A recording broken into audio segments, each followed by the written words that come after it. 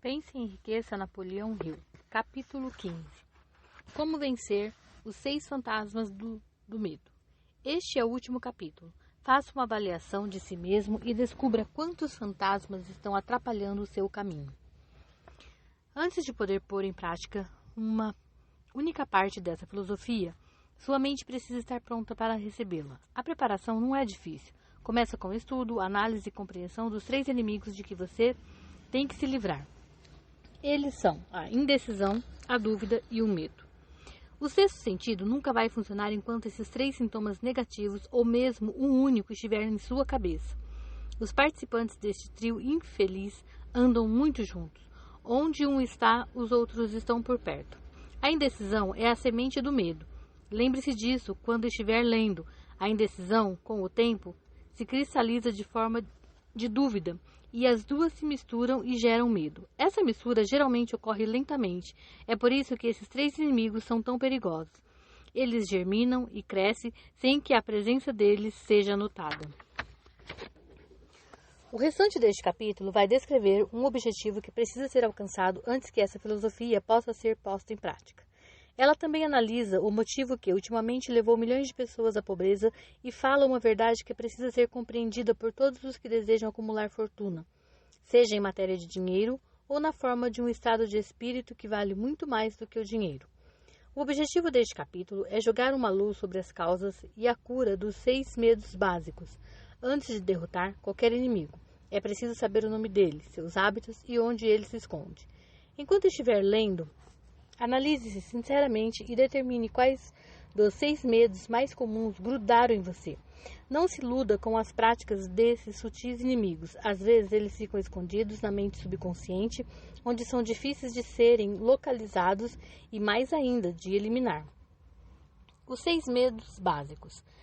São 6 os medos básicos e todo ser humano padece de um ou de mais deles, de vez em quando. A maioria das pessoas tem sorte se não sofrer em todos os 6. Pela ordem mais comum em que aparece são eles: medo da pobreza, medo da crítica, medo da doença. Estes costumam estar na base das preocupações da maioria das pessoas. O medo de perder o amor de alguém, o medo da velhice e o medo da morte. Todos os outros medos são de menor importância e normalmente podem ser agrupados sob um desses principais. Como uma maldição, a prevalência de um desses medos ocorre em ciclos. Por quase 6 anos, enquanto a depressão se alastrava, nós afundávamos no medo da pobreza. Durante a Grande Guerra, estávamos no ciclo do medo da morte. Logo após a guerra, estávamos no ciclo do medo da doença, como provaram as epidemias que se espalharam mundo afora. Medos não são nada mais, nada menos do que estados de espírito. E estados de espírito podem ser controlados e dirigidos. Como todo mundo sabe, os médicos estão menos sujeitos a serem acometidos por uma doença do que as pessoas comuns, pelo simples fato de os médicos não terem medo delas. Médicos sem medo ou hesitação têm contato físico com centenas de pessoas diariamente que sofrem de doenças contagiosas como varíola e nem por isso são infectados. A imunidade que eles têm frente às doenças decorre largamente, se não exclusivamente, da absoluta falta do medo deles. As pessoas não criam nada que não sejam capazes de conhecer. Primeiro, por um impulso de pensamento. A este conceito segue-se outro, e ainda maior importância. Os impulsos de pensamento das pessoas começam a se traduzir imediatamente em equivalentes físicos, independentemente desses pensamentos serem voluntários ou não. Os impulsos de pensamento que são captados do éter, como que por acaso, pensamentos soltos por outras pessoas, podem determinar o destino financeiro, profissional ou social de alguém, tanto quanto aqueles que a pessoa cria porque quer. Aqui nós estamos lançando as bases para apresentar um fato de suma importância para aqueles que não entendem por que determinadas pessoas parecem ter sorte, enquanto outras, com o mesmo talento, formação, experiência e capacidade cerebral, se não maior, parecem condenadas a cavalgar nas asas da má sorte. Isso pode ser explicado da seguinte maneira: todo ser humano tem a capacidade de controlar a mente, e com esse controle, obviamente, toda pessoa poderia abri-la para impulsos de pensamentos miseráveis que são lançados por outros cérebros, ou trancar as portas com toda a força e só deixar entrar os impulsos de pensamento que permitir. A natureza deu às pessoas controle absoluto sobre uma única coisa, que são os pensamentos. Esse fato, juntamente com aquele que diz que tudo o que uma pessoa cria começa na forma de um pensamento, nos aproxima muito do princípio pelo qual os medos podem ser dominados. Se for mesmo verdade que todo pensamento tem uma tendência a se converter num equivalente físico, e isso é verdade sem qualquer sombra de dúvida, é igualmente verdade que os impulsos de pensamento do medo e da pobreza não podem ser traduzidos em termos de coragem e lucros. Os habitantes dos Estados Unidos começaram a pensar em termos de pobreza depois do crash de 1929. Lenta, mas inexoravelmente, o pensamento das massas se cristalizou num equivalente físico que passou a ser chamado de depressão. E isso tinha que acontecer conforme as leis da natureza. O medo da pobreza. Não há meio termo entre pobreza e riqueza. A estrada que leva à pobreza vai na direção oposta da que leva à riqueza. Se você deseja ser rico, precisa se recusar a aceitar qualquer circunstância que leve à pobreza. A palavra riqueza está sendo aqui usada em sentido amplo, podendo significar riqueza financeira, espiritual, mental ou material. O ponto de partida da estrada para a riqueza é o desejo. No capítulo 1, você recebeu instruções completas para o uso adequado do desejo. Neste capítulo, que trata do medo, vai receber instruções completas para preparar a mente para fazer uso prático dos desejos. Aqui, portanto, é o lugar para lançar um desafio que vai determinar com toda certeza o quanto dessa filosofia você já incorporou. Esse é o momento em que você pode se tornar um profeta e prever precisamente o que o futuro reserva para você. Se depois de ler este capítulo estiver disposto a aceitar a pobreza, pode ficar tranquilo que é isso que você vai ter. É uma situação da qual não dá para fugir.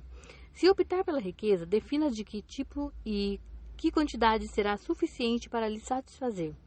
Você já conhece o caminho que leva à riqueza.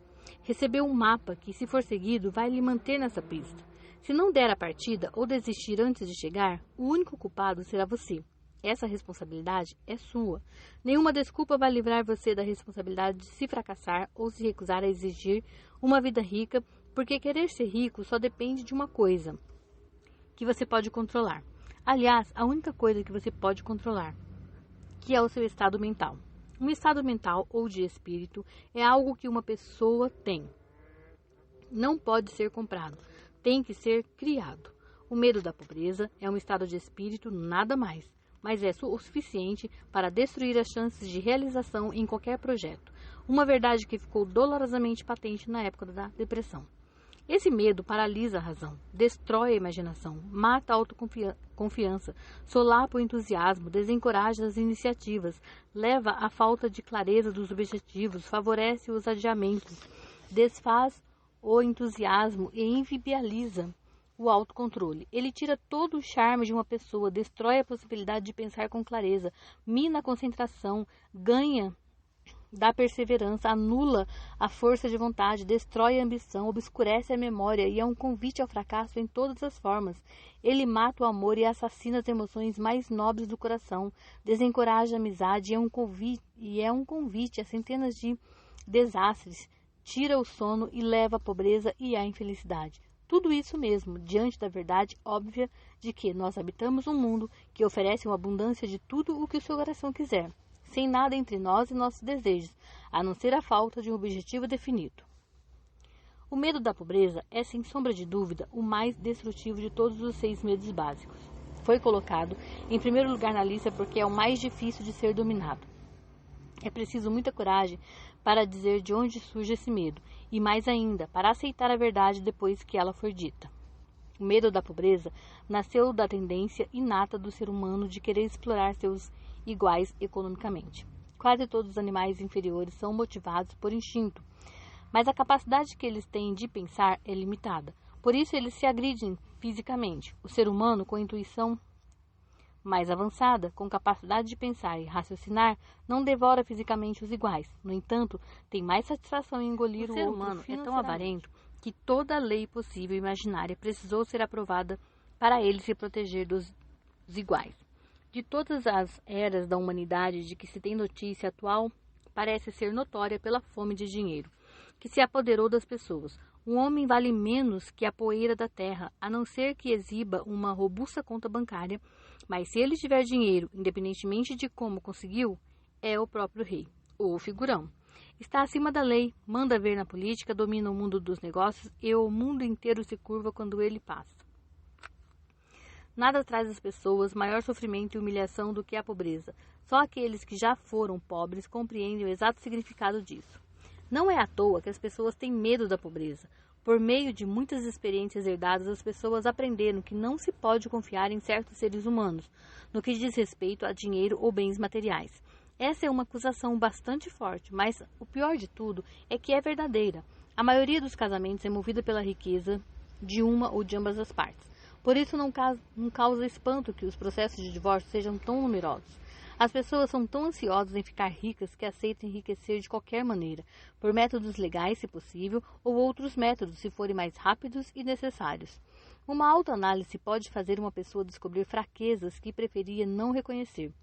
Essa forma de análise é fundamental para todo mundo que exige da vida mais do que a pobreza e mediocridade. Lembre-se, ao examinar ponto a ponto de que você é, ao mesmo tempo, jurado e tribunal, promotor e advogado, autor e réu, e também que está em julgamento.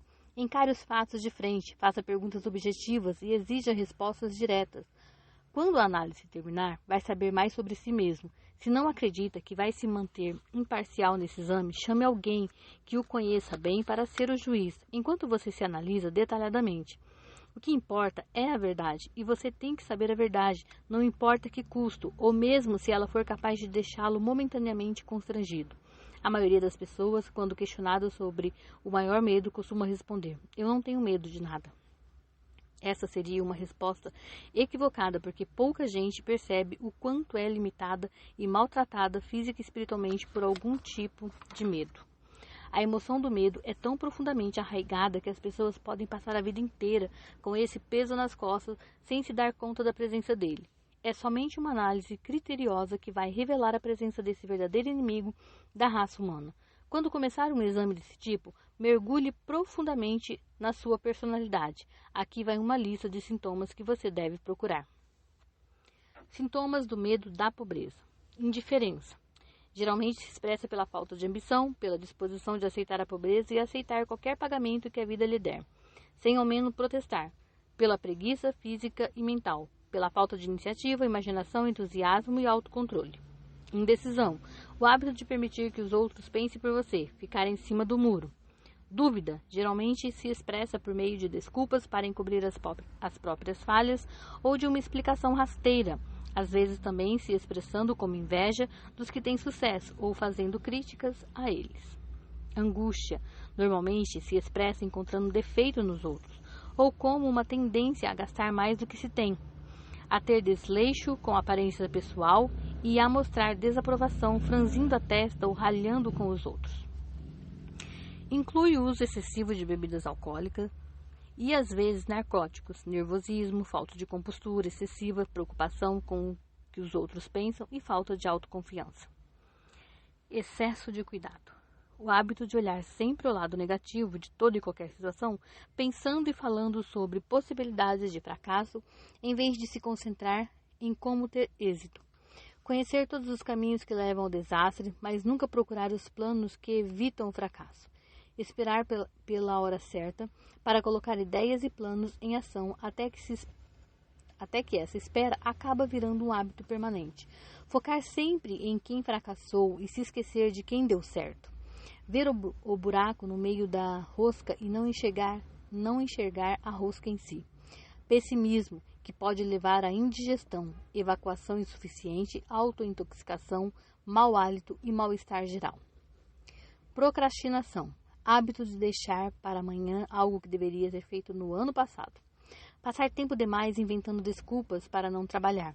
Esses sintomas se aproximam muito do excesso de cuidado, da dúvida e da angústia. Recusa em aceitar a própria responsabilidade enquanto puder ser evitada. Disposição para ceder em vez de enfrentar uma briga desagradável. Desanimar diante das dificuldades em vez de explorá-las e utilizá-las como um degrau para as realizações. Aceitar que a vida lhe dê alguns centavos em vez de exigir prosperidade, opulência, riqueza, felicidade e alegria. Planejar o que fazer se fracassar em vez de queimar todas as pontes de modo a tornar o recuo impossível. Fraqueza e geralmente total falta de autoconfiança, objetividade, autocontrole, iniciativa, entusiasmo, ambição e capacidade de raciocínio. Avareza, acreditar que vai ficar pobre em vez de exigir ser rico. Aliar-se àqueles que sucumbiram à pobreza em vez de procurar a companhia de quem exige riqueza. E consegue. Dinheiro fala mais alto. Algumas pessoas vão me perguntar, por que você escreveu um livro sobre dinheiro? Por que medir a riqueza apenas em dólar? Tem gente que acredita, e com razão, que há outras formas de riqueza, mais desejáveis do que o dinheiro. Sim, é verdade, que há certas fortunas que não podem ser medidas em dólar, mas milhões de pessoas também dizem, é só me dar todo o dinheiro que preciso que acabo encontrando o que eu quiser. A razão principal por que escrevi um livro sobre como ganhar dinheiro é que o mundo, recentemente, passou por uma experiência que deixou milhões de pessoas paralisadas pelo medo da pobreza. O que esse tipo de medo provoca foi muito bem descrito por Westbrook Pigrew no New York World Telegram, reproduzido aqui. Dinheiro é apenas uma casca vazia, pedaços de papel ou círculos de metal. E há tesouros no coração que nenhum dinheiro é capaz de comprar. Mas a maioria das pessoas, quando está na pior, não consegue pensar em mais nada para sustentar o espírito. Quando um homem está perdido na rua, incapaz de conseguir um emprego sequer, alguma coisa acontece com o seu espírito que nós sempre podemos observar nos ombros arqueados, na maneira como usa o chapéu, no andar e no olhar. Ele não pode escapar de um sentimento de inferioridade diante de pessoas com um emprego normal, mesmo que saiba que elas não são iguais a ele em matéria de caráter, talento ou inteligência. Os outros, inclusive seus amigos, sentem, por outro lado, um sentimento de superioridade e o olham, talvez inconscientemente, como se ele fosse uma vítima.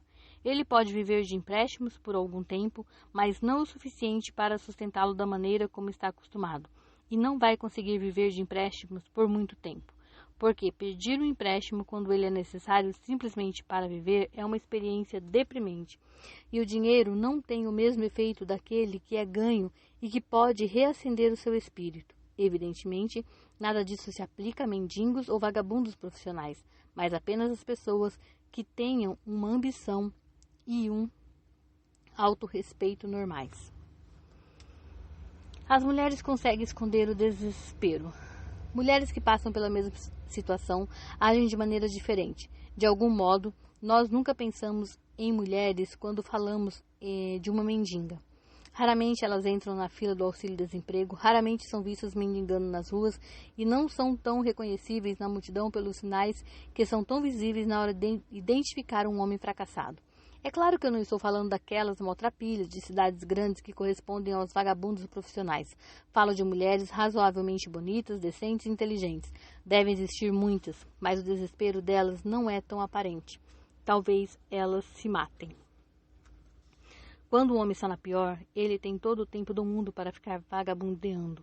Pode viajar quilômetros só para procurar um emprego e descobrir que a vaga já foi ocupada, ou que é um daqueles empregos que não pagam salário, só uma comissão sobre a venda de alguma quinquilharia que ninguém compra, a não ser por pena. Recusando-se a se sujeitar a isso, ele se vê às voltas das ruas sem ter para onde ir. E assim ele continua perambulando, fica olhando para as vitrines, vendo artigos de luxo que não pode comprar e se sente inferior e dá lugar às pessoas que olham as vitrines com um interesse verdadeiro.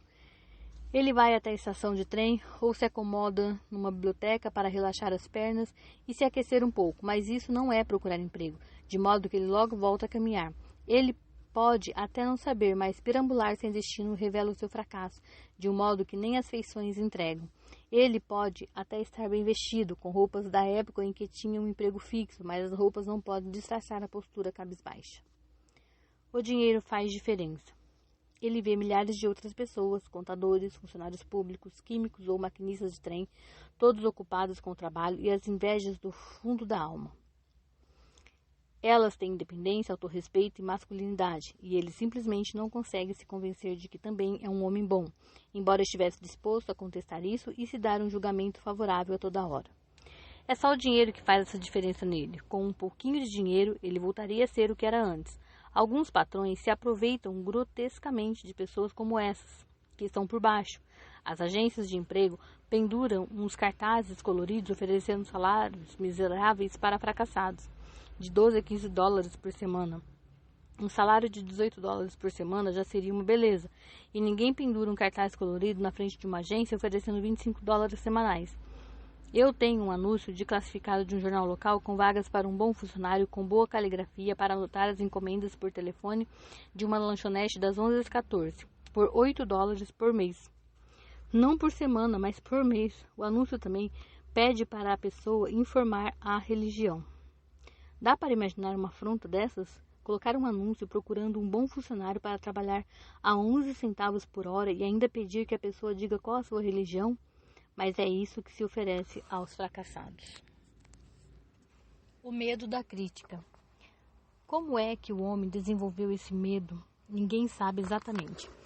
Mas uma coisa é certa, todos o temos num grau altamente desenvolvido. Alguns dizem até que esse medo estreou mais ou menos na mesma época em que a política virou uma profissão. Outros acreditam que esse medo pode estar ligado ao tempo em que as mulheres começaram a se preocupar com o estilo de suas roupas. Como este autor não é humorista nem profeta, ele está mais inclinado a atribuir o medo da crítica àquela parte da natureza humana que faz com que uma pessoa não só queira tomar os bens do companheiro para si, mas que também justifique as ações por meio de críticas ao caráter do outro. É fato notório que qualquer ladrão vai criticar a pessoa de quem ele rouba, e que os políticos procuram se eleger não exibindo suas qualificações e virtudes, mas tentando arruinar a reputação dos adversários. O medo da crítica aparece de várias maneiras, sendo que a maioria é absolutamente mesquinha e banal.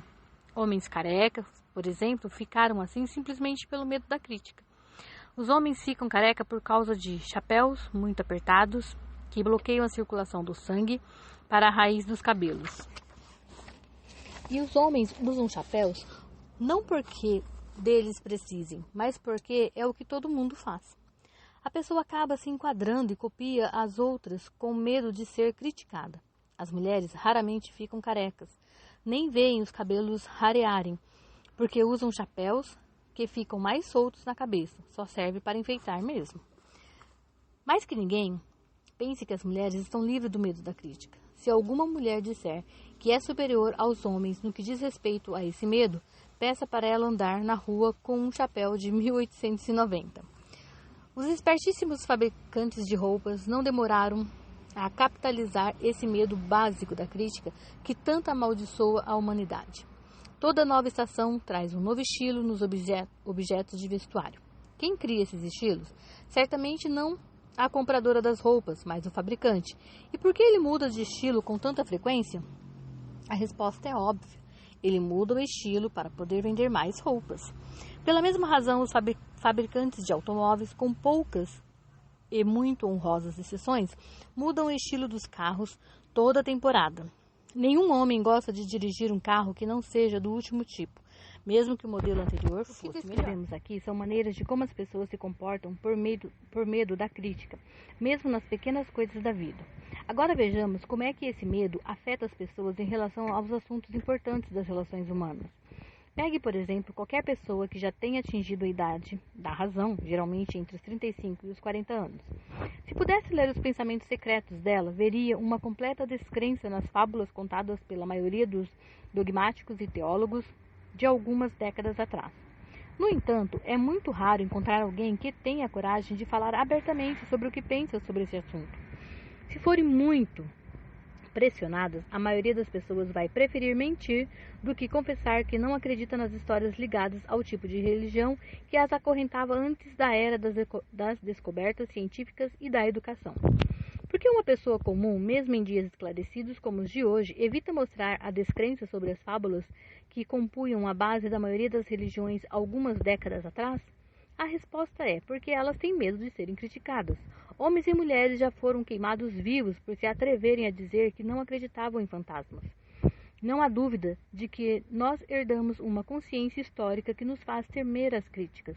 Houve uma época, num passado muito, muito distante, em que uma crítica trazia em si punições pesadas e ainda traz em determinados países. O medo da crítica rouba a iniciativa das pessoas, destrói a imaginação, limita a individualidade, tira a autoconfiança e prejudica em centenas de outras maneiras. Os pais normalmente causam danos terríveis aos filhos por criticá-los severamente. A mãe de um amigo meu, de infância, costumava castigá-lo com uma vara quase que diariamente e sempre dizia para completar o serviço: "Você vai acabar numa penitenciária antes dos 20 anos." E ele acabou sendo mandado a um reformatório aos 17. A crítica é o tipo de coisa que todo mundo recebeu a mais. Todos nós temos um estoque que nos foi dado de graça, independentemente de termos pedido ou não. Os parentes mais próximos costumam ser os piores ofensores. Devia ser considerado crime, porque na verdade é um crime da pior espécie qualquer pai ou mãe gerar um complexo de inferioridade na mente de um filho por causa de críticas desnecessárias. Os patrões que compreendem a natureza humana tiram o melhor dos funcionários não pela crítica, mas por sugestões construtivas, e os pais podem obter os mesmos resultados dos filhos. As críticas acabam semeando o medo ou o ressentimento nos corações humanos, nunca vão gerar amor ou afeição. Sintomas do medo da crítica. Esse é um medo quase tão generalizado quanto o medo da pobreza, e os efeitos são igualmente fatais para as realizações pessoais, principalmente porque destrói a iniciativa e desencoraja a imaginação. Os maiores sintomas desse medo são: aversão social, geralmente se manifesta pelo nervosismo, pela timidez numa conversa e na hora de conhecer estranhos, movimentos confusos das mãos e das pernas e desvio frequente dos olhos. Falta de compostura, expressa pelo descontrole da voz, nervosismo diante dos outros, má postura corporal e memória fraca. Personalidade, falta de firmeza nas decisões, de charme pessoal e de capacidade de expressar opiniões definitivas. O hábito de fugir das questões, em vez de enfrentá-las de frente, concordar com a opinião dos outros sem examiná-la com cuidado. Complexo de inferioridade, o hábito de se auto-engrandecer pelas palavras e ações como forma de encobrir um sentimento de inferioridade. Usar palavras difíceis para impressionar os outros, normalmente sem saber o que elas realmente significam. Imitar as roupas, as maneiras e o discurso dos outros. Gabar-se de realizações fictícias. Às vezes, passar uma imagem superficial de superioridade. Extravagância, o hábito de estar no meio nível do vizinho.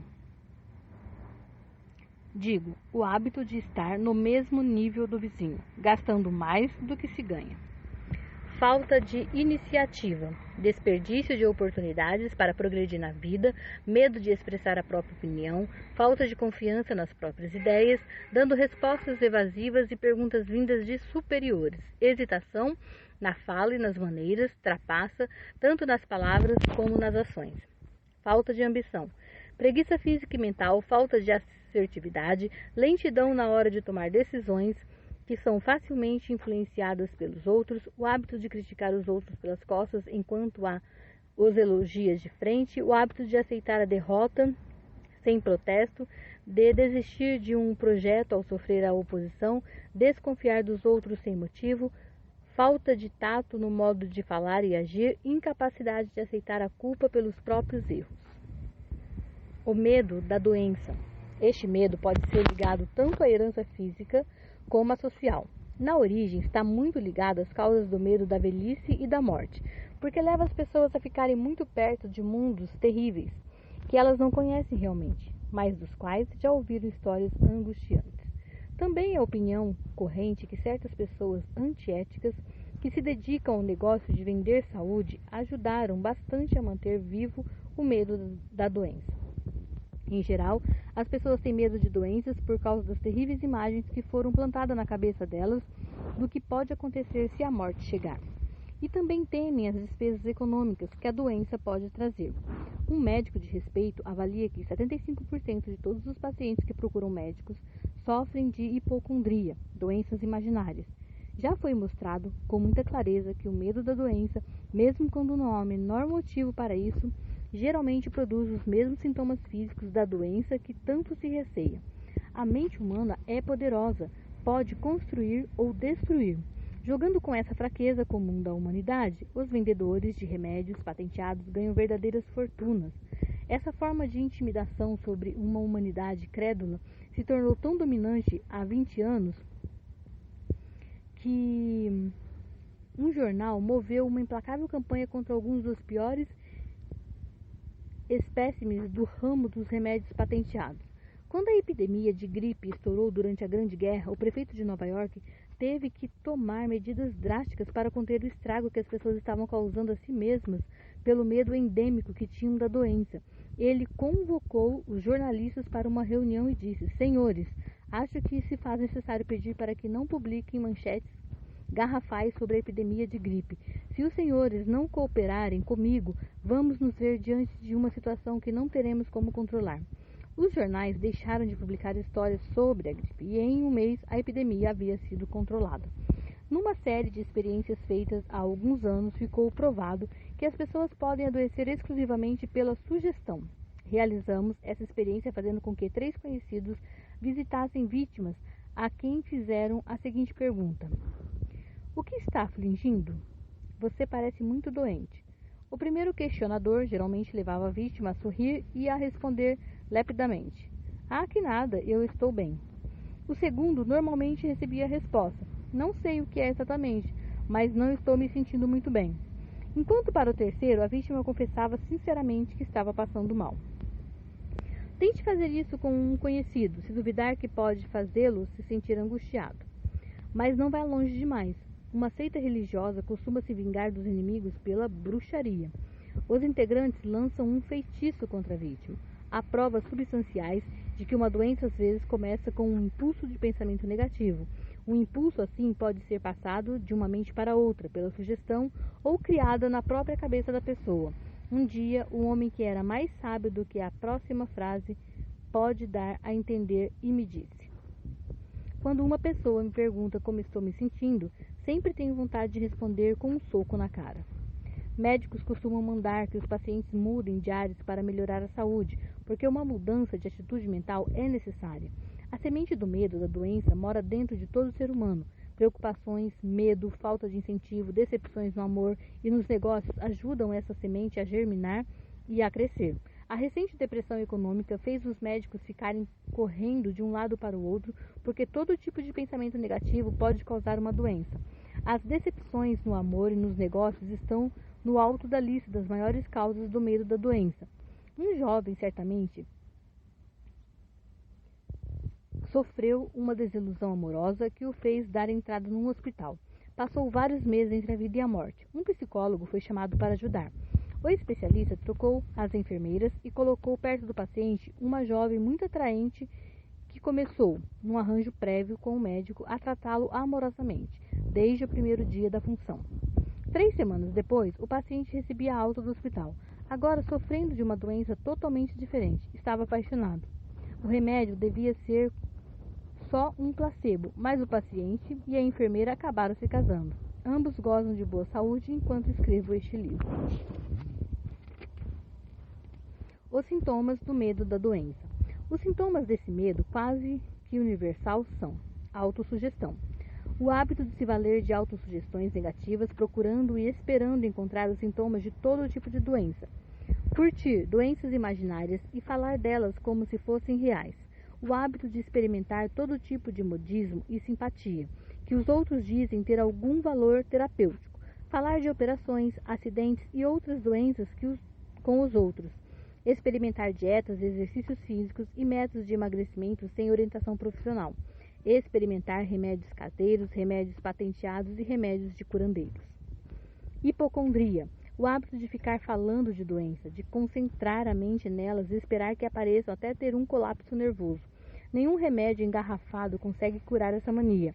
Ela surge com os pensamentos negativos e só os pensamentos positivos podem curá-la. Dizem que a hipocondria, um termo médico para uma doença imaginária, certas vezes faz tanto estrago quanto a doença que se teme. A maioria das chamadas doenças nervosas vem de doenças imaginárias. Falta de exercício. O medo de uma doença geralmente interfere nos exercícios físicos que seriam adequados à pessoa, e o resultado é o aumento do peso, quando se evita o mundo exterior. Suscetibilidades. O medo da doença acaba com a resistência natural do corpo e cria uma condição favorável para qualquer doença. O medo da doença geralmente está muito ligado ao medo da pobreza, especialmente no caso do hipocondríaco, que frequentemente se preocupa com a possibilidade de ter que pagar despesas médicas e hospitalares muito altas. Esse tipo de pessoa passa tempo demais se preparando para a doença, falando da morte, poupando dinheiro para o túmulo no cemitério e para as despesas do funeral. Autopiedade. O hábito de tentar ganhar a simpatia alheia, valendo-se para isso de doenças imaginárias. As pessoas costumam recorrer a esse truque para não trabalhar. O hábito de criar uma doença para encobrir uma pura e simples preguiça, ou como desculpa para a falta de ambição. Destempero. O hábito de usar álcool e drogas para acabar com as dores de cabeça, nevralgias, etc., em vez de eliminar a causa. O hábito de ficar lendo sobre doenças e se preocupar com a possibilidade de vir a padecer delas. O hábito de ficar lendo anúncios de remédios patenteados. O medo de perder o amor de alguém. A fonte original desse medo, que é inerente ao ser humano, não exige muita explicação, pois ele, obviamente, nasceu a partir do hábito polígamo dos homens de roubar a companheira do outro e do hábito de tomar certas liberdades com ela sempre que pudesse. O ciúme, assim como outras formas de demência precoce, nasceu do medo de perder o amor de alguém. Esse é o mais doloroso dos temores básicos que acometem as pessoas. Provavelmente, ele gera mais transtorno no corpo e na mente do que qualquer um dos outros medos básicos, e muitas vezes leva à loucura permanente. O medo de perder o amor de alguém provavelmente remonta à idade da pedra, quando os homens roubavam as mulheres pelo uso da força bruta. Hoje eles continuam a roubar as fêmeas, mas as técnicas são diferentes. Em vez da força, eles apelam para o convencimento, a promessa de comprar roupas bonitas, automóveis e outras iscas, muito mais eficazes. Os hábitos dos homens são muito parecidos com os do início da civilização, mas a expressão é diferente. Uma análise criteriosa revela que as mulheres são mais suscetíveis a esse medo do que os homens, algo que se explica facilmente. As mulheres aprenderam pela experiência que os homens são polígamos, por natureza, e que não devem confiar neles ou deixá-los na mão das rivais. Sintomas do medo de perder o amor de alguém. Os indicadores desse medo são: ciúme. O hábito de ter ciúme de amigos e pessoas queridas, mesmo sem qualquer indício ou prova razoável. O ciúme é uma forma de demência precoce que às vezes leva à violência sem o menor motivo. Colocar defeitos. O hábito de colocar defeitos em amigos, parentes, colegas de trabalho e pessoas queridas à menor provocação ou sem motivo. Jogo. O hábito de jogar, roubar, trapacear e de correr outros tipos de risco para arranjar dinheiro para as pessoas queridas, achando que o amor pode ser comprado. O hábito de gastar mais do que se ganha, de fazer dívidas, de comprar presentes caros para quem se ama, para criar uma impressão favorável. Insônia, nervosismo, falta de perseverança, de vontade e de autoconfiança, descontrole e mau humor. O medo da velhice. Em geral, esse medo nasce de duas fontes. Primeiro, a de que com a velhice vem a pobreza. Segundo, e de longe a mais comum, pelas lições falsas e cruéis que as pessoas receberam a ferro e fogo no passado, além de outros truques cruelmente desenhados para escravizar o ser humano pelo medo. O medo básico da velhice há dois motivos muito fortes para apreensão. Um é o desenvolver uma desconfiança cada vez maior dos companheiros, que poderiam se apossar de seus bens materiais, e o outro decorre das imagens terríveis que as pessoas fazem do outro mundo, que foram plantadas em suas mentes por herança social, antes de estarem suficientemente esclarecidas. A possibilidade de ficar doente, que passa a ser mais comum à medida que se envelhece, também é um fator que contribui para esse medo disseminado da velhice. O erotismo é outro fator. À medida que a idade avança, já que ninguém gosta de se tornar menos atraente sexualmente. Mas o motivo mais comum de se temer a idade está associado à pobreza. Ninguém gosta nem de ouvir a palavra asilo, chega a provocar arrepios na espinha de qualquer pessoa que depare com a possibilidade de passar os últimos anos num abrigo de pessoas pobres. Outro fator que contribui para o medo da velhice é a perspectiva de se dispor de menos autonomia e liberdade, já que a velhice pode trazer tanto a perda da locomoção física quanto da liberdade econômica. Sintomas do medo da velhice. Os sintomas mais comuns deste medo são a tendência de desacelerar o ritmo e desenvolver um complexo de inferioridade na época da maturidade mental em torno dos 40 anos, acreditando equivocadamente que se está começando a falhar por causa da idade. O fato é que os anos mais úteis de uma pessoa, tanto mental como espiritualmente, chegam entre os 40 e os 60 anos. O hábito de viver pedindo desculpas, dizer que está ficando velho simplesmente porque já passou dos 40 ou 50 anos, em vez de inverter a regra e demonstrar gratidão por ter chegado à idade da razão e do entendimento. O hábito de matar a própria iniciativa, a imaginação e a autoconfiança, acreditando falsamente que se está velho demais para essas coisas. O hábito que homens e mulheres de mais de 40 anos têm de se vestir para aparentar menos idade e se passar por jovens, inspirando o ridículo de amigos e desconhecidos. O medo da morte. Para alguns, esse é o mais cruel de todos os medos básicos. A razão é evidente. As terríveis dores associadas ao medo da morte podem, na maioria das vezes, ser relacionadas ao fanatismo religioso. As pessoas pagãs costumam ter menos medo da morte que as civilizadas. Por centenas de milhões de anos, os seres humanos fazem perguntas que até hoje não tiveram resposta, como de onde venho e para onde vou. Nos piores períodos do passado, as pessoas mais ardilosas e habilidosas tinham uma resposta bem rápida para essas perguntas, desde que se pagasse um preço. E agora vejam qual é a maior fonte do medo da morte. Entre na minha tenda, abrace a minha fé, aceite os meus dogmas, e eu vou lhe dar o bilhete que vai lhe guiar direto ao paraíso quando morrer, anuncia um líder sectário. Agora, se quiser ficar fora da tenda, o diabo irá lhe pegar e lhe queimar por toda a eternidade. Toda a eternidade é muito tempo, e fogo é uma coisa horrível. A ideia de uma punição eterna, ainda mais com fogo, não só faz as pessoas temerem a morte, como também perder a razão. Ela destrói o interesse na vida e torna a felicidade impossível.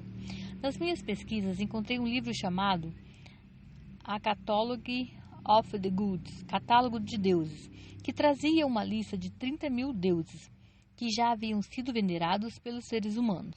Veja essa, 30.000 deuses representados por todo tipo de coisa, desde um lagostim até o próprio homem. Não admira que os seres humanos fiquem com medo à medida que a morte se aproxima. Apesar de o líder religioso não ter condições de dar um salvo-conduto até o paraíso, nem de fazer infeliz descer ao inferno, essa última possibilidade parece ser tão terrível que só o fato de ele pensar nisso toma conta da imaginação de uma maneira tão realista que chega a paralisar a razão e despertar o medo da morte. O fato é que ninguém sabe, nem nunca soube, como são o inferno ou o paraíso. Nem pode dizer se esses lugares realmente existem. A simples falta desse tipo de conhecimento abre as portas da mente humana para qualquer charlatão, que entra e toma conta da mente com um estoque de truques e vários tipos de fraudes e trapaças. Hoje, o medo da morte não é tão comum como era na época em que não havia grandes faculdades ou universidades. Os cientistas acenderam as luzes da verdade no mundo e essa verdade está rapidamente libertando as pessoas desse terrível medo da morte. Os jovens que agora frequentam as universidades não são tão facilmente impressionáveis com o ferro e fogo. Com a ajuda da biologia, da astronomia, da geologia e das ciências afins, os medos da idade da pedra, que tanto se assenhoraram nas mentes das pessoas e destruíram o raciocínio, foram afastados. Há hospícios inteiros lotados de homens e mulheres que enlouqueceram por causa do medo da morte. Esse é um medo inútil. A morte vai chegar de qualquer jeito.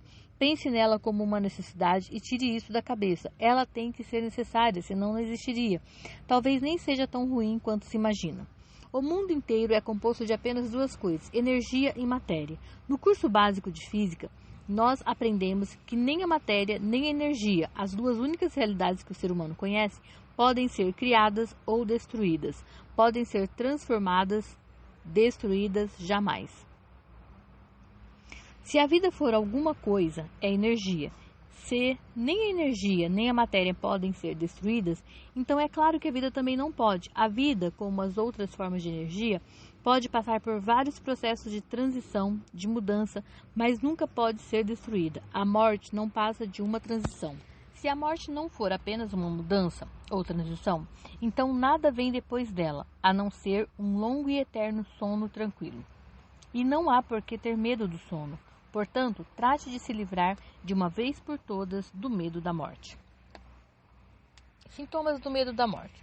Os sintomas gerais desse medo são o hábito de pensar em morrer em vez de aproveitar a vida ao máximo, geralmente devido a alguma falta de objetivo ou de algo melhor para fazer.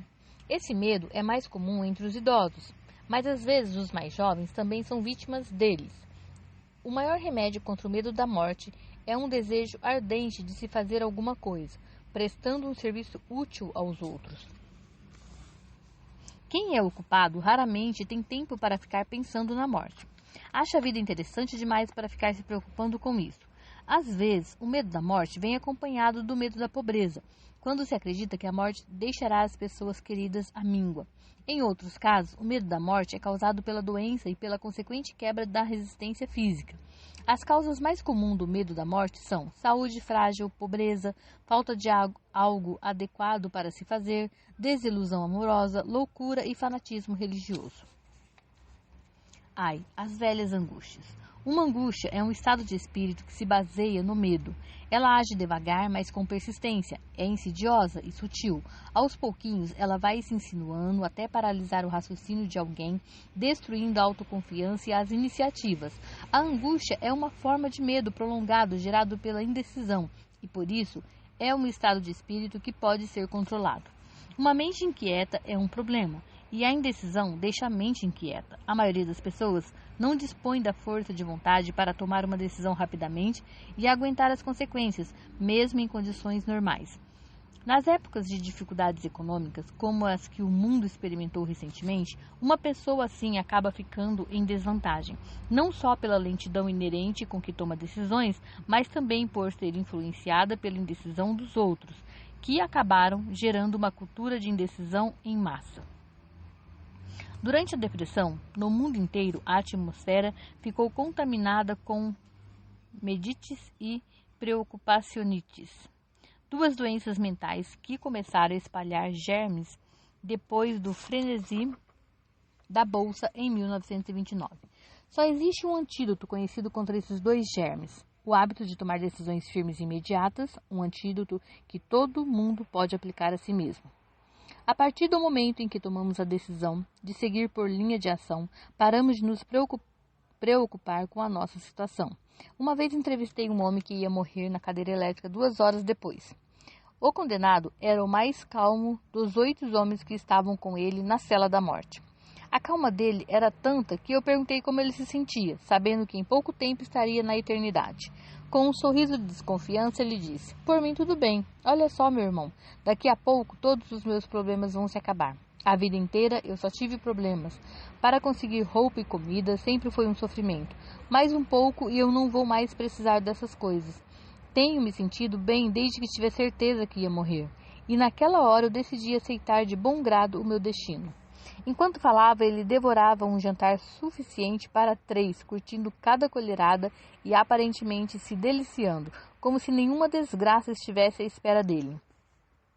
A decisão fez com que aquele homem se resignasse e aceitasse o destino.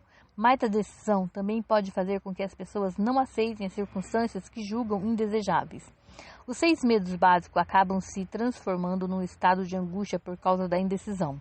Livre-se para sempre do medo da morte, tomando a decisão de aceitá-la como algo de que não dá para escapar. Espante o medo da pobreza, tomando a decisão de viver com qualquer dinheiro que conseguir acumular. Esmague o medo da crítica, decidindo não se importar com o que os outros vão pensar, dizer ou fazer. Elimine o medo da velhice com a decisão de aceitá-la. não como uma desvantagem, mas como uma grande bênção, que traz consigo a sabedoria, o autocontrole e o tipo de compreensão que não está ao alcance dos jovens. Livre-se do medo da doença, decidindo simplesmente se esquecer dos sintomas. Domine o medo de perder o amor de alguém, tomando a decisão de ir em frente, mesmo sem amor, se isso for necessário. Acabe com o hábito de ficar se angustiando de toda e qualquer forma, tomando uma decisão definitiva de que nada que a vida tenha a oferecer vale o preço da tamanha angústia. Com essa decisão, virá uma altivez, uma calma e uma tranquilidade de pensamento que lhe trarão felicidade. Uma pessoa cuja cabeça esteja tomada pelo medo não só destrói as próprias chances de fazer algo inteligente, como também transmite essas vibrações destrutivas para as mentes de todo mundo com quem ela entra em contato, acabando assim por destruir as chances dela. Até um cachorro ou um cavalo percebem quando o dono não tem coragem. Além do mais, o cachorro e o cavalo vão captar as vibrações do medo disparadas pelo dono e se comportar de forma equivalente. Descendo um pouco mais na hierarquia dos animais, encontramos essa mesma capacidade de captar as vibrações do medo. Uma abelha sente imediatamente o medo que passa na cabeça de uma pessoa, por motivos que desconhecemos. A abelha vai picar exatamente a pessoa cuja mente está exalando vibrações de medo, muito mais rápido do que a pessoa que não emite essas vibrações. As vibrações do medo passam de uma mente para outra, da mesma forma que a voz humana passa da estação transmissora para o aparelho de rádio de alguém, e pelo mesmo meio. A telepatia mental existe mesmo. Os pensamentos passam de uma mente para outra, voluntariamente, pouco importando se a pessoa que transmite os pensamentos e aquela que capta tem conhecimento disso. A pessoa que expressa pelas palavras que diz pensamentos negativos ou destrutivos pode ter uma certeza quase absoluta de que as palavras vão gerar uma espécie de efeito bumerangue, destrutivo, retornando contra ela. A simples emanação de impulsos de pensamento destrutivos, sem palavras, produz um efeito bumerangue, que se revela de mais de uma maneira. Em primeiro lugar, e talvez o mais importante a ser lembrado, a pessoa que exala pensamentos destrutivos acaba atingindo a própria imaginação criativa. Em segundo, a presença de qualquer emoção destrutiva na mente gera uma personalidade negativa, que acaba afugentando as pessoas e geralmente as transforma em antagonistas. A terceira fonte de prejuízo para a pessoa que cultiva ou emana pensamentos negativos está no significativo fato de que esses impulsos de pensamento não só são danosos para os outros, como também se alojam na mente subconsciente da pessoa que os emana e acabam se tornando parte de sua personalidade. As pessoas nunca se livram de um pensamento simplesmente o soltando no mundo. Quando um pensamento é liberado, ele parte em todas as direções por meio do éter, mas também se planta permanentemente na mente subconsciente da pessoa que o libera. Seu objetivo na vida provavelmente é ter sucesso. Para ter sucesso, você precisa de tranquilidade, atender às necessidades básicas da vida e, acima de tudo, ser feliz. E todos esses indícios de sucesso começam na forma de impulsos de pensamento. Você tem o poder de controlar sua mente, tem o poder de alimentá-la com os impulsos de pensamentos que escolher. Esse privilégio vem acompanhado da responsabilidade de utilizá-los de maneira construtiva. Você é o comandante do seu próprio destino na Terra. Da mesma maneira como tem o poder de controlar seus pensamentos, você pode influenciar, dirigir e acabar controlando o seu próprio ambiente, tornando sua vida aquilo que quiser. Ou pode não exercer esse direito e se deixar levar pelo mar aberto das circunstâncias, onde será jogado de um lado para o outro como um pedaço de madeira nas águas do oceano. O exercício do diabo, o sétimo mal. Além dos 6 medos básicos, tem mais um do qual as pessoas padecem. Trata-se de um solo fértil, onde as sementes do fracasso crescem com fartura. É uma coisa tão sutil que a presença dele não costuma ser detectada.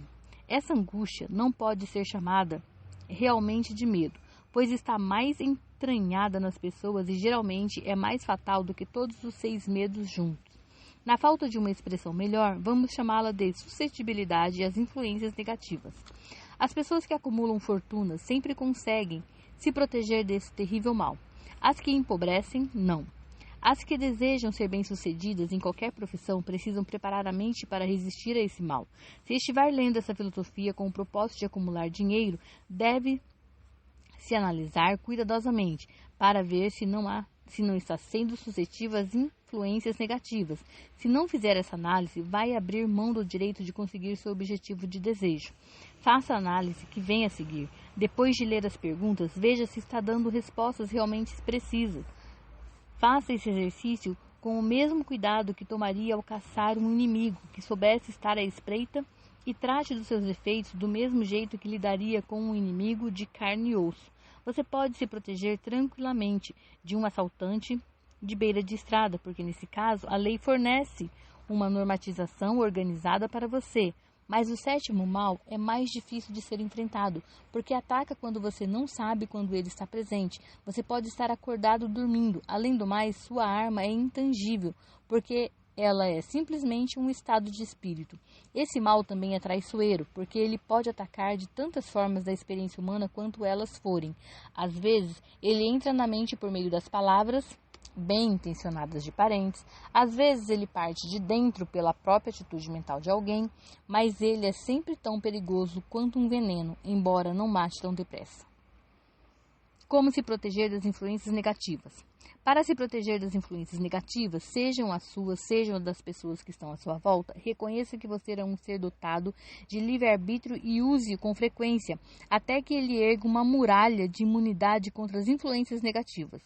Aceite o fato de que você, assim como todos os outros seres humanos, é por natureza preguiçoso, indiferente e suscetível a qualquer sugestão que se harmonize com a sua fraqueza.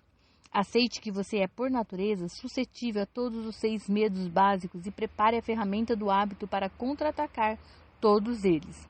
Reconheça que as influências negativas geralmente atuam no seu subconsciente, por isso são tão difíceis de detectar. E mantenha a mente fechada contra todas as pessoas que de qualquer maneira o deprimam ou desanimem. Limpe o seu armário de remédios, jogue fora todos os frascos de comprimidos e pare de sucumbir às gripes, doenças e dores imaginárias. Procure deliberadamente a companhia de pessoas que o influenciam a pensar e agir por si mesmo. Não espere pelos problemas, porque eles não costumam decepcionar, sempre aparecem.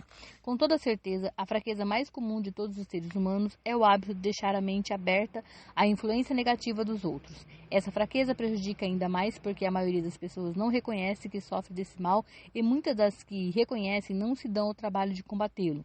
E ele acaba se tornando parte incontrolável de seus hábitos diários. Para ajudar aqueles que realmente querem se ver como são, preparamos a lista de perguntas a seguir. Siga-as e diga as respostas em voz alta, de modo a ouvir a sua própria voz. Assim vai ser mais fácil ser sincero consigo. Teste de autoanálise. Você costuma reclamar de estar se sentindo mal? Se a resposta for sim, por quê? Você coloca defeito nas pessoas mesmo diante da menor provocação? Você costuma cometer erros no trabalho e em caso positivo, por quê? Você costuma ser sarcástico e agressivo na sua conversa? Você deliberadamente evita contato com as pessoas e caso a resposta seja sim, por quê? Você costuma ter indigestão? Se a resposta for sim, por que motivo? A vida parece fútil e sem futuro para você? Se acha que sim, por quê? Você gosta da sua profissão? Se não gosta, por quê? Você costuma sentir pena de si mesmo? Se a resposta for sim, por quê? Você tem inveja das pessoas que são melhores que você? A que você dedica mais tempo? A pensar no sucesso ou no fracasso? Você ganha ou perde autoconfiança à medida que vai envelhecendo na vida? Você tira dos seus erros alguma coisa de valor? Está permitindo que alguém, parente ou conhecido, o angustie? Se sim, por quê? Você às vezes fica nas nuvens e outras no pântano da depressão? Quem foi a influência mais inspiradora que você teve? Por quê? Você tolera influências negativas ou desanimadoras que poderia evitar? Você tem sido desleixado com a sua aparência pessoal? Quando e por quê? Você aprendeu a afundar seus problemas, ficando tão ocupado que nem consegue se preocupar com eles? Você se chamaria de um fracote estrangalhado se deixasse que os outros pensassem por você? Você deixa de se limpar por dentro até que a autointoxicação o deixe irritado demais? Quantos incômodos evitáveis você permite que o perturbem e o que o leva a tolerar isso? Você faz uso do álcool, cigarro e drogas para acalmar os nervos? Se usa, por que não tentar um pouco de força de vontade?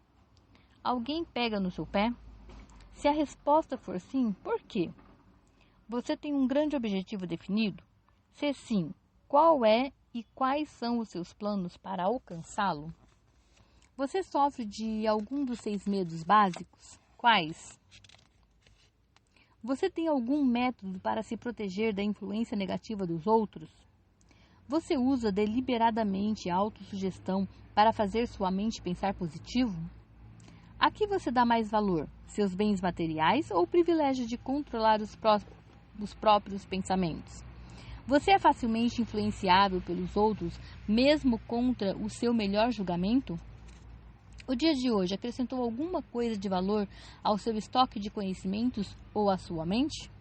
Você encara de frente as circunstâncias que o fazem infeliz ou evita essa responsabilidade? Você analisa todos os seus erros e fracassos e tenta tirar alguma coisa deles ou se comporta como se não fosse problema seu? Você pode dizer quais são os seus 3 principais pontos fracos? O que tem feito para corrigi-los? Você incentiva as pessoas a trazerem as preocupações até você para mostrar simpatia a elas? Você escolhe a partir das experiências diárias, lições e influências que ajudem em seu progresso pessoal? A sua presença exerce de maneira geral uma influência negativa na vida das outras pessoas? Quais são os hábitos dos outros que mais o incomodam? Você mesmo forma suas opiniões ou se permite ser influenciado pelas outras pessoas? Você já aprendeu a criar um estado de tranquilidade mental com o qual pode se proteger de todas as influências desanimadoras? A sua profissão inspira você a ter esperança e fé? Você está ciente de que possui forças espirituais com poderes suficientes para manter a mente afastada de todo tipo de medo? A sua religião ajuda a manter a sua mente positiva? Você acha que é seu dever compartilhar das angústias dos outros? Se a resposta for sim, por quê? Se você acha que semelhante atrai semelhante, o que você já descobriu sobre si mesmo, analisando os amigos que você atrai? Qual a ligação que você vê, se é que vê, entre as pessoas com as quais está mais próximo e qualquer tipo de infelicidade que você vivencia? É possível que uma pessoa que você considera amiga, na verdade, seja sua pior inimiga por causa da influência negativa que exerce em sua mente? Que regras você usa para julgar quem o ajuda e quem o prejudica? As pessoas com quem você se relaciona intimamente são mentalmente superiores ou inferiores a você? A cada 24 horas, quanto do seu tempo você dedica a sua profissão, a dormir, a relaxar e se divertir, a adquirir bons conhecimentos, nada que preste? Quem entre os seus conhecidos é quem mais o incentiva, mais o manda ser prudente, mais o desanima, mais o ajuda de outras maneiras? Qual a sua maior angústia e por que você a aceita? Quando as pessoas lhe oferecem conselhos de graça que você não pediu, você aceita sem questionar ou analisa os motivos que elas podem ter para falar o que falam? O que você mais deseja acima de tudo? Você pretende realmente conseguir? Está disposto a subordinar todos os seus outros desejos em favor desse principal? Quanto tempo do seu dia você dedica a conquistar esse objetivo? Você muda de ideia com frequência? Se a resposta for sim, por quê? Você termina tudo aquilo que começa? Você se impressiona facilmente com os diplomas, títulos profissionais ou a riqueza dos outros? Você se influencia facilmente pelo que as pessoas pensam ou falam de você? Você se submete às pessoas por causa da posição social ou financeira delas? Quem você acha que é a maior pessoa viva? De que maneira ela é superior a você? Quanto tempo você dedicou a analisar e responder essas perguntas? Pelo menos um dia é necessário para analisar e responder a lista inteira. Se você respondeu sinceramente a todas essas perguntas, então sabe mais sobre você do que a maioria das pessoas saberá sobre si mesmas. Estude as perguntas com cuidado. Volte a elas uma vez por semana, por vários meses, e vai se impressionar com a grande quantidade de conhecimento que vai obter pelo simples método de responder a essas perguntas com sinceridade. Se não tiver certeza sobre a resposta que deve dar a algumas das perguntas, procure o conselho de alguém que o conheça bem, especialmente alguém que não tenha necessidade de o lisonjear, e veja se, pelos olhos dela, quem é você. Vai ser uma experiência impressionante. Você só tem o controle sobre os seus pensamentos. Essa é a coisa mais inspiradora e significativa para os seres humanos. Reflete a natureza divina do homem. E essa prerrogativa é o único meio que você tem para controlar o seu destino. Se não conseguir controlar a própria mente, pode ficar certo de que não vai controlar mais nada. Se precisar ser descuidado com as posses, que seja então com os bens materiais. Sua mente é o seu bem espiritual. Proteja-a e use-a com o cuidado que se deve dispensar a uma realeza divina. Foi para isso que você recebeu seu livre arbítrio. Infelizmente, não existe proteção legal contra aqueles que, de propósito ou por ignorância, envenenam a mente dos outros com sugestões negativas. Esse tipo de destruição deveria ser severamente punido, porque ela pode destruir e geralmente destrói as chances de uma pessoa adquirir aqueles bens materiais protegidos por lei. Pessoas com mentes negativas tentaram convencer Thomas Edison de que ele jamais poderia criar uma máquina capaz de reproduzir a voz humana, porque nunca ninguém fabricou uma coisa dessas. Mas Edison não acreditou. Sabia que a mente poderia produzir qualquer coisa que ela pudesse conceber e acreditar. E se esse conhecimento foi a única coisa que fez Edison se erguer acima da massa de pessoas comuns. Pessoas com mentes negativas disseram a F.W. Woolworth que ele iria falir se tentasse administrar uma loja que só vendesse artigos de 5 e 10 centavos. Mas ele não acreditou. Sabia que poderia fazer qualquer coisa dentro do racional se apoiasse seus planos na fé, exercendo o direito de tirar da própria cabeça as sugestões negativas dos outros. Ele amealhou uma fortuna de mais de 100 milhões de dólares.